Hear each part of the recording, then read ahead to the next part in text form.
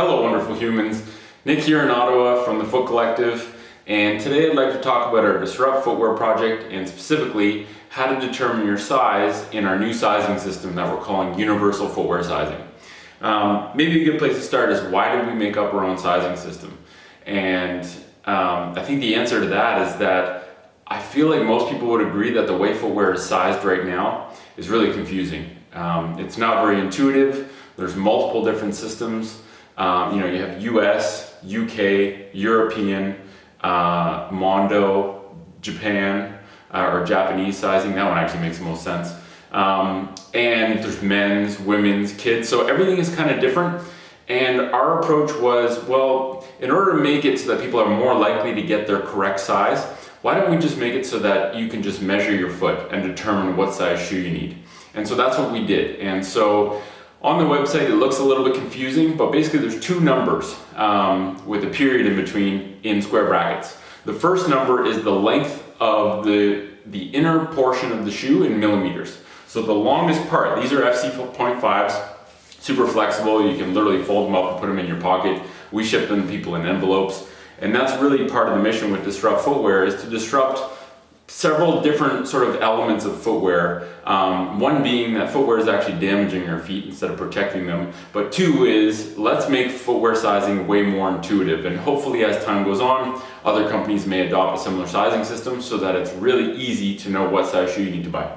So getting back to the FC 0.5, inside it comes with a removable little foam sock liner. We're gonna aim to get rid of these in future, but for our first model, they're included. And if you flip the shoe inside out, I wanna show you sort of where those measurements are coming from so that you have an idea of what we're basing it on. So the longest portion of the shoe, which is the tip of the big toe to the heel, and the sole on the bottom, a really simple design. It's an upper sewn onto a lower. It has almost like this cup to it so that they can sew the upper onto the rim. The inside of the cup, that longest part, is the first measurement, and then the width at kind of mid-toe box is the width measurement. And so when you're measuring your foot, all you need to do is measure the length from your heel to your toe to the longest part of your foot, and that can even be your second toe sometimes. But measure the longest part of your foot in millimeters, and then also measure the widest part of your foot in millimeters, which naturally is going to be the tip of the toes, but for most people, because shoes taper in, it pushes our big toe in, and for some people that's the base of the big toe. Regardless, whatever the widest part of your foot is, measure that, then you'll have the length, you'll have the width, and when in doubt, err on the bigger side, because it's better to have a little bit more room at the toes. And because the shoe is so mobile and moves with your foot typically won't move inside the shoe even if there's some extra room, but it's better to have a bit of extra room than for the shoe to be compressing your foot uncomfortably. Okay, so right now we offer 6 sizes. The largest size is a 295 in terms of the length. The shoes that you get, these are based on sort of a water shoe design, very simple, our whole philosophy is less is more with footwear, enough to protect the sole of your foot with a rubber sole, but nothing else. There is a size indicated on the heel. That's the size that comes from the mold from the factory. It's not accurate, which is why we created our own sizing system. So the 295 will fit about a 12 or 13. The 225, which is our smallest size, will fit some of the bigger kids. So it's pretty small and can fit some kid sizes. But anyway, length, width, measure it yourself, err on the bigger side. That's how you determine your size according to Universal Footwear Sizing. And our first model, like I said, is the FC 0.05. It's our beta shoe. It's the start of our long journey. So they're not going to be the most durable, amazing shoes, but I've tested these. I wear them pretty much every day. They've lasted really well for me.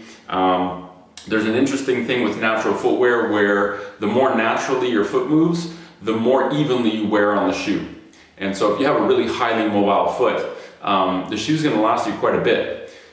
If you have a foot that's stiff in certain areas, you'll end up sort of like reinforcing or having focal areas of wear and tear, which can wear through the material a little bit quicker than ideal.